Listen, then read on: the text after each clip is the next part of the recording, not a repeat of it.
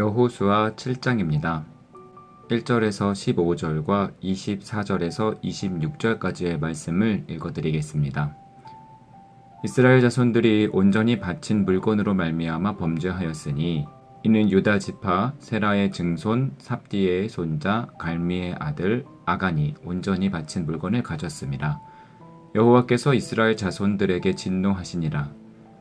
여호수아가 여리고에서 사람을 베델 동쪽 베다웬 곁에 있는 아이로 보내며 그들에게 말하여 이르되 올라가서 그 땅을 정탐하라 하매 그 사람들이 올라가서 아이를 정탐하고 여호수아에게로 돌아와 그에게 이르되 백성을 다 올라가게 하지 말고 2~3천 명만 올라가서 아이를 치게 하소서. 그들은 소수이니 모든 백성을 그리로 보내어 수고롭게 하지 마소서 하므로 백성 중 3,000명쯤 그리로 올라갔다가 아이 사람 앞에서 도망하니 아이 사람이 그들을 36명쯤 쳐 죽이고 성문 앞에서부터 스바림까지 쫓아가 내려가는 비탈에서 쳤으므로 백성의 마음이 녹아 물같이 된지라. 여호수아가 옷을 찢고 이스라엘 장로들과 함께 여호와의 궤 앞에서 땅에 엎드려 머리에 티끌을 뒤집어 쓰고 저물도록 있다가 이르되 슬프도소이다. 주 여호와여, 어찌하여 이 백성을 인도하여 요단을 건너게 하시고 우리를 아모리 사람의 손에 넘겨 멸망시키려 하시나이까. 우리가 요단 저쪽을 만족하게 여겨 거주하였다면 좋을 뻔하였나이다. 주여, 이스라엘이 그의 원수들 앞에서 돌아섰으니 내가 무슨 말을 하오리이까.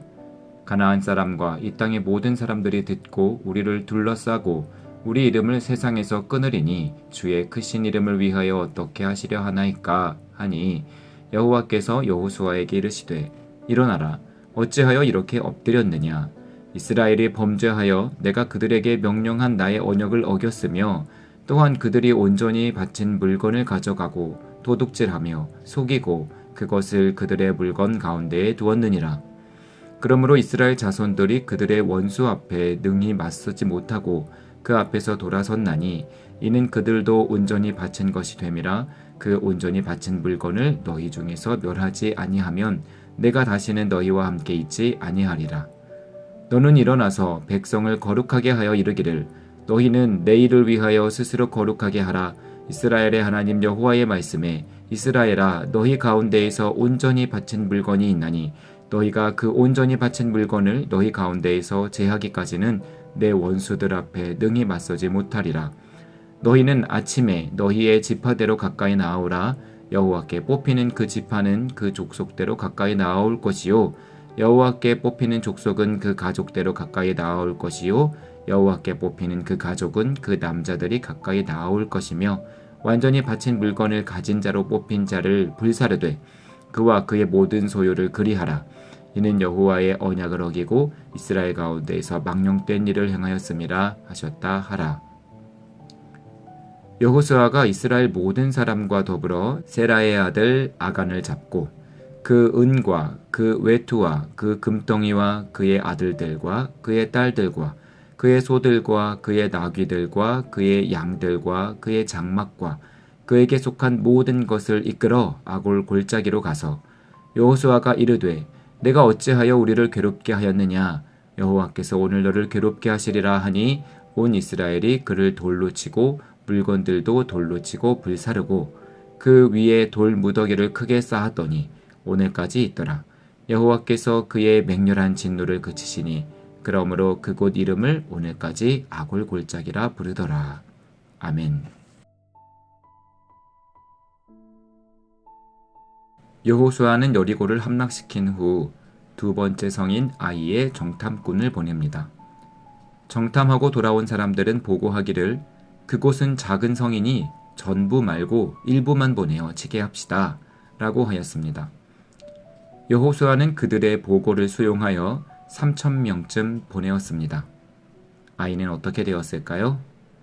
무력하게 무너졌던 여리고와 달리 아이는 이스라엘을 막아냈습니다. 아이는 후퇴하는 이스라엘을 그냥 보내지 않고 뒤쫓아 36명을 전사시켰습니다.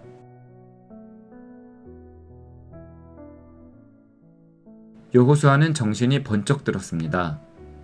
이스라엘이 졌다는 것 때문이 아니라 하나님이 이끄시는 군대가 질 수 있다는 것 때문이었습니다. 아니, 여호수아는 하나님께서 보호하시지 않았다고 결론 내렸습니다. 7절에서 9절은 그런 여호수아의 불평입니다. 이스라엘이 아이에 의해 공격당하는데도 하나님이 지켜주시지 않았다는 것입니다. 여느 백성들과 똑같이 하나님을 불평하고 있습니다. 우리를 아모리 사람에게 넘기려고 요단을 건너게 하셨습니까? 차라리 요단 저쪽만으로 만족할 걸 그랬습니다.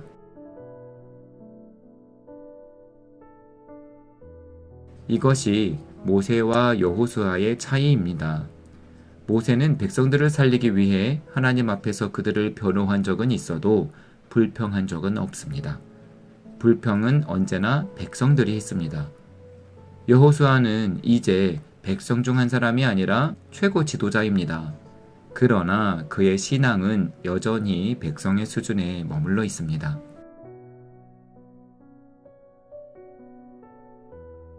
이런 이상한 기도를 했으니 여호수아는 하나님 앞에서 큰 책망을 들어도 할 말이 없을 것입니다. 그런데요, 이상하게 하나님은 여호수아를 혼내지 않으십니다. 그의 리더답지 못한 행동이나 신앙이나 기도의 태도에 대해 아무런 말씀을 하지 않으십니다. 그저 이스라엘이 아이와의 전투에서 패한 이유를 친절히 설명하여 주십니다.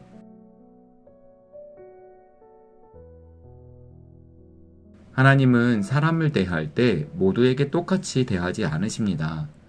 모세와 여호수아를 보십시오. 하나님은 모세를 대할 때와 여호수아를 대할 때 완전히 다른 분 같으십니다.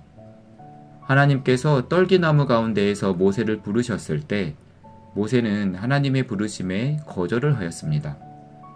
하나님의 설득에도 거절을 이어가자 결국에는 화를 내셨습니다. 모세에게 하나님은 친절하기보다는 엄하신 분이셨습니다. 그러나 여호수아에게 하나님은 어떻습니까? 광야에서 아말렉과의 전투에서 승리했을 때 여호수아가 교만하여질까 하여 그날의 일을 기록하여 들려주도록 하셨습니다.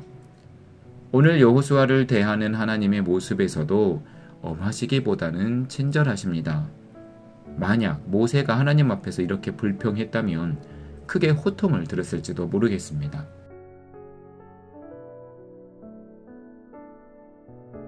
하나님께서 여호수아를 친절하게 대하시는 데에는 이유가 있습니다. 첫 번째로는 보시는 바와 같이 여호수아의 신앙이 백성들의 그것과 크게 다르지 않음이 이유입니다. 모세를 대하는 방식으로 여호수아를 대한다면 어쩌면 도망갈지도 모릅니다. 모세였기 때문에 힘들어도 부르심을 끝까지 붙들었지 여호수아는 달라 보입니다. 두 번째로 백성들을 위해서입니다. 좀 더 정확하게 말하자면 백성 앞에서 여호수아의 지도력을 위해서입니다.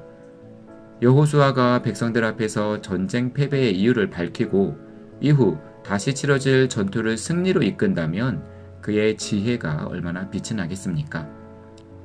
패배와 목숨을 잃은 백성은 뼈아프지만 이 패배로 인하여 여호수아의 지도력은 더욱 공고하여질 것입니다.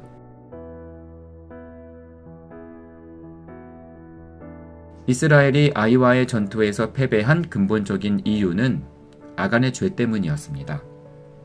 하나님께서 반드시 하나님의 것으로 바치도록 한 물건을 사사로이 전리품으로 취한 것입니다. 여호수아는 하나님께서 가르쳐 주신 방법으로 죄인 아간을 색출해내고 그의 죄를 실토받았습니다. 아간은 이 일로 인하여 돌에 맞아 죽임을 당합니다. 죄를 밝히고 죄인을 처형함으로 이스라엘은 위기로부터 벗어날 수 있게 됩니다.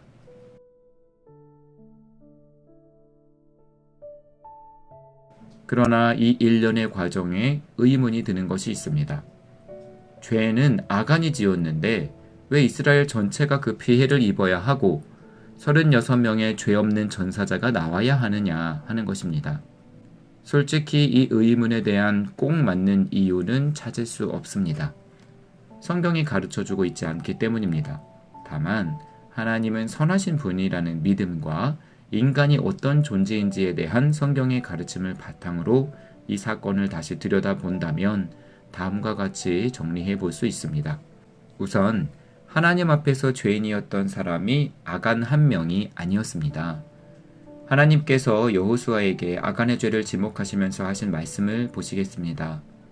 그들이 온전히 바친 물건을 가져가고 도둑질하며 속이고 그것을 그들의 물건들 가운데에 두었느니라. 하나님은 그들이라고 말씀하셨습니다.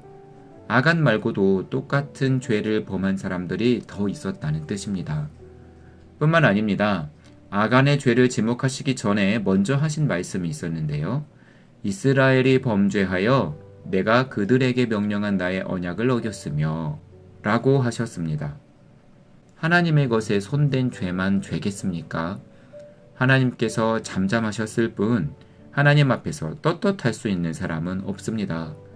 아간의 죄가 특별히 지목되긴 했지만 이스라엘은 모두 자신들의 죄로 인하여 패배를 당한 것입니다.